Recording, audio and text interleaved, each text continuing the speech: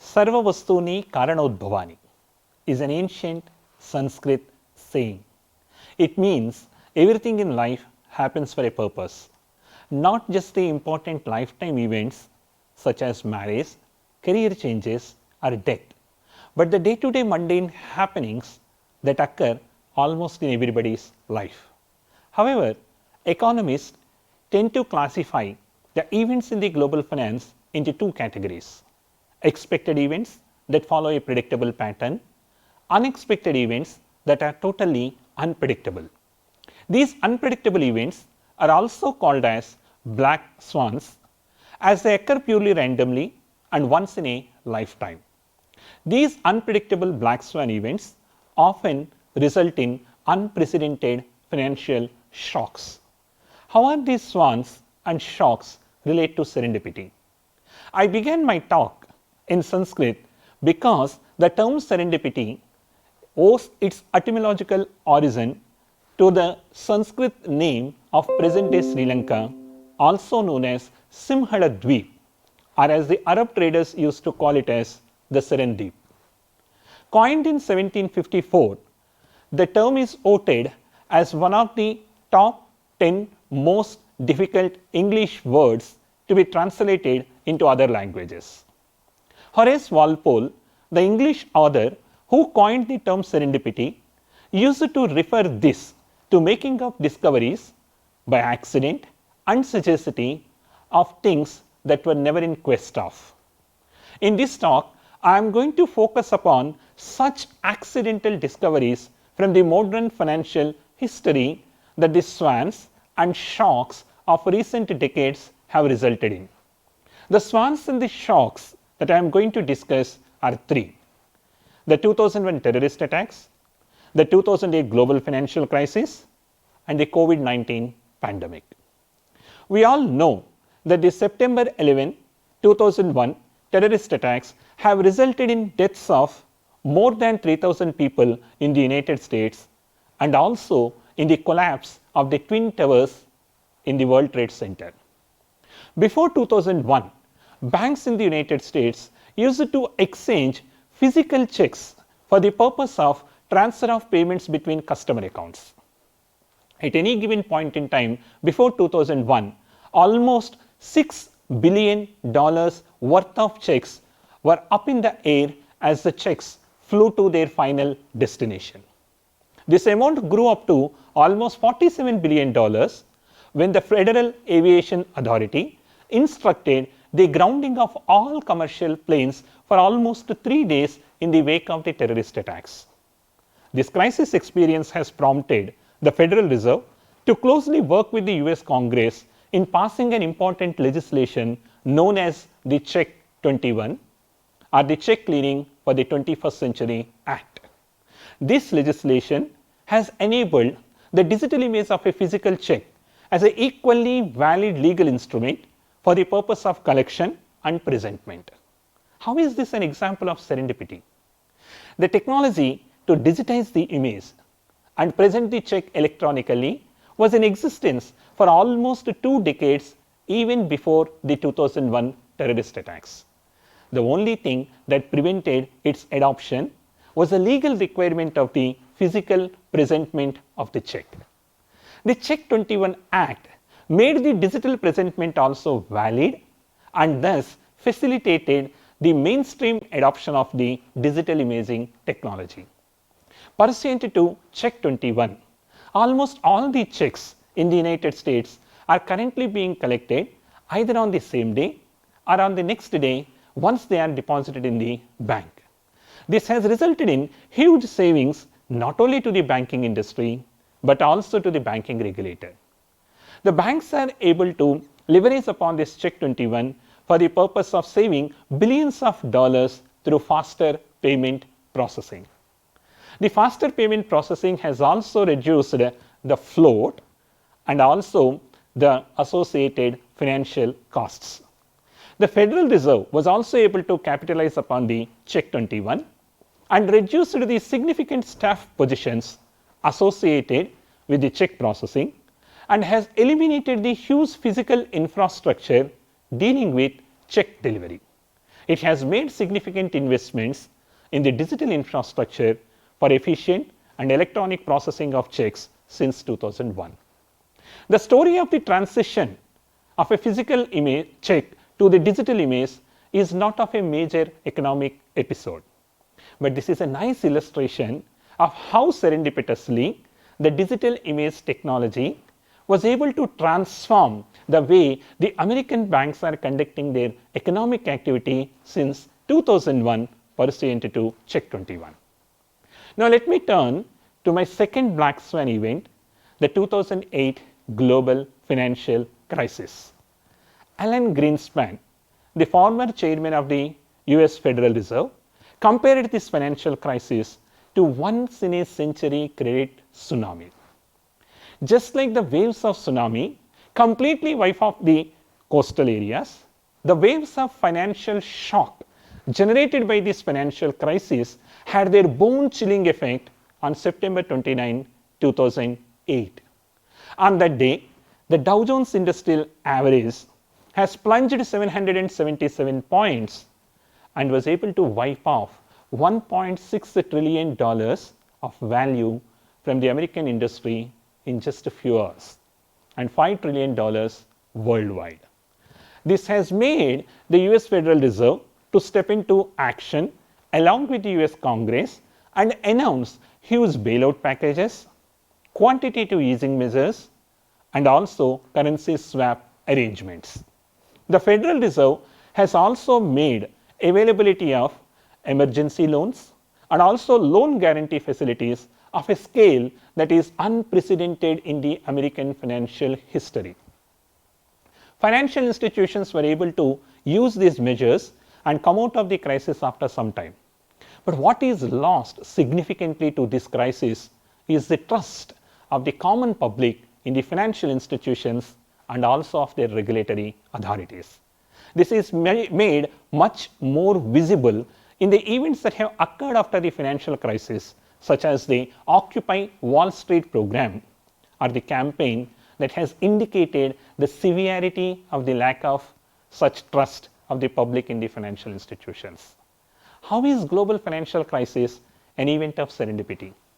In October 2008, when the world is in the fullest grip of the financial crisis, a white paper titled Bitcoin, an electronic peer-to-peer cash system, has been published online under the pseudonym Satoshi Nakamoto. The identity of that author Satoshi is not known till date, but the white paper or the 9-page paper that is published under that pseudonym has unveiled a revolutionary technology, an open source, peer-to-peer, decentralized, distributed ledger technology popularly called as the blockchain. Blockchain is the technology that is used to verify and record the transactions that are using Bitcoin, the world's first and foremost cryptocurrency. Since 2008, blockchain is promoting the basic idea that one can trust the system as a whole without necessarily trusting any of its participants. Blockchain technology promises privacy to its participants, accountability of their actions, and immutability of the transactions that are undertaken on its platform. It provides traceability, accessibility, and non-repudiability of the underlying records to the public at large. Cutting down through the hype, the blockchain can be considered as one of the significant technologically advanced platforms the world has seen since internet. Currently, both the private sector and public sector are considering the adoption of the blockchain for their applications. In private sector, blockchain has already proven its use in certain transactions relating to cross-border trade, trade finance, and also supply chain management.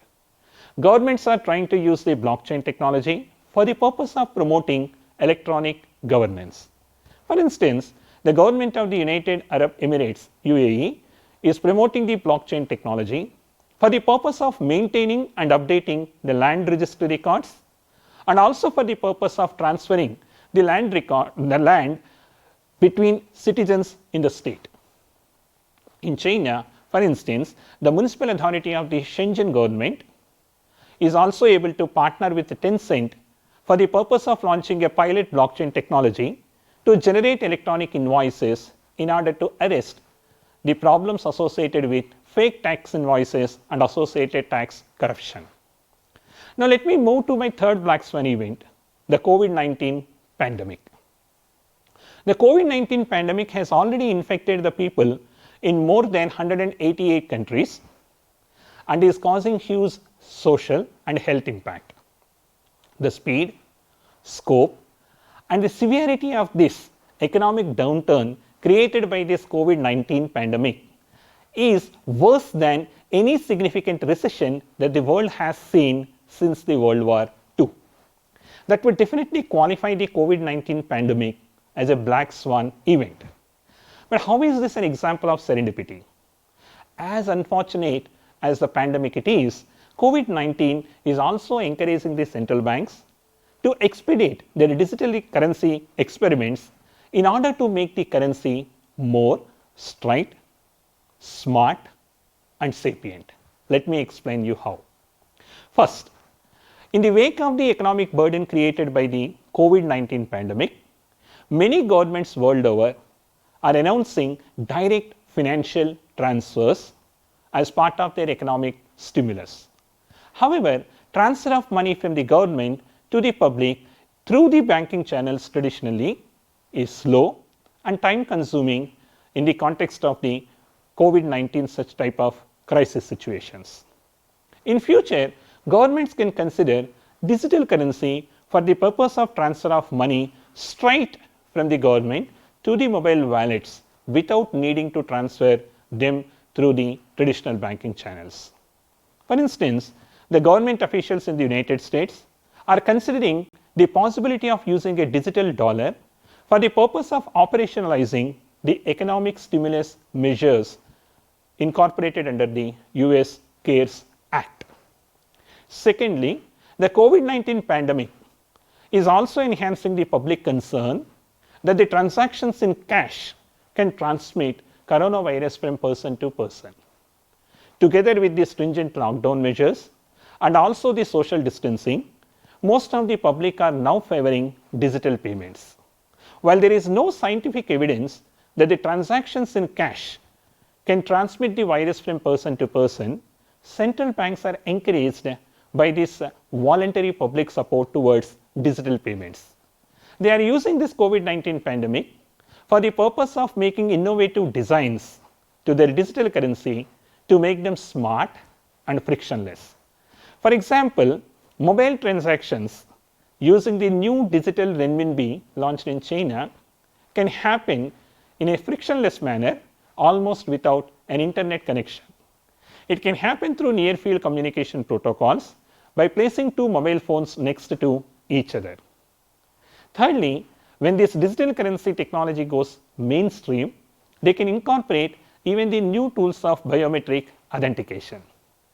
This can happen through neuroprosthetic devices using the thoughts of individuals or the mnemo-cybernetic approaches that rely upon the memory storage capacity of the brain as a biometric authentication tool.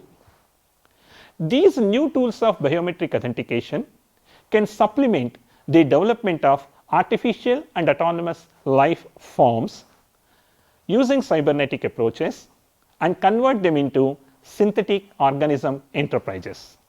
These enterprises can leverage the digital currency for the purpose of producing the goods and services, exchanging them for value like money or any other thing, and invest the surplus in a prudent manner.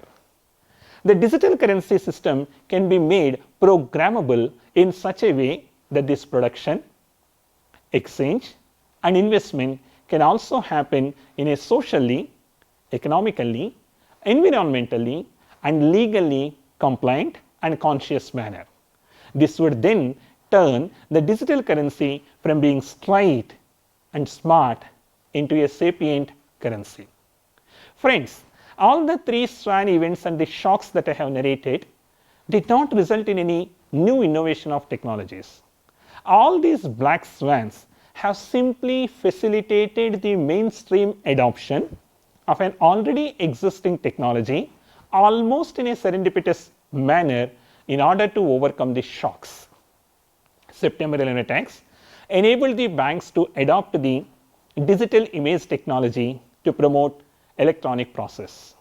2008 global financial crisis is encouraging the governments to consider distributed ledger technology for promoting electronic governance. COVID-19 pandemic is encouraging the central banks to experiment the digital currency technology to promote convenience. All these three black swan indicates that we all must accept the limitations of the planning, the power of the unexpected, and also the energy of the anxiety in order to make sure that something of a great scale can sometimes happen just by accident. Swans and shocks are hugely debated in finance and economics, but serendipity is an underappreciated resource. Facing a black swan event requires a lifetime of waiting, and once we face a black swan event, it shocks us as if we are losing management control.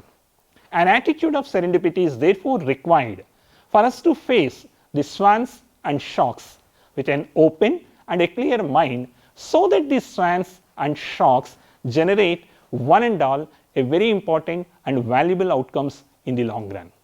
Thank you.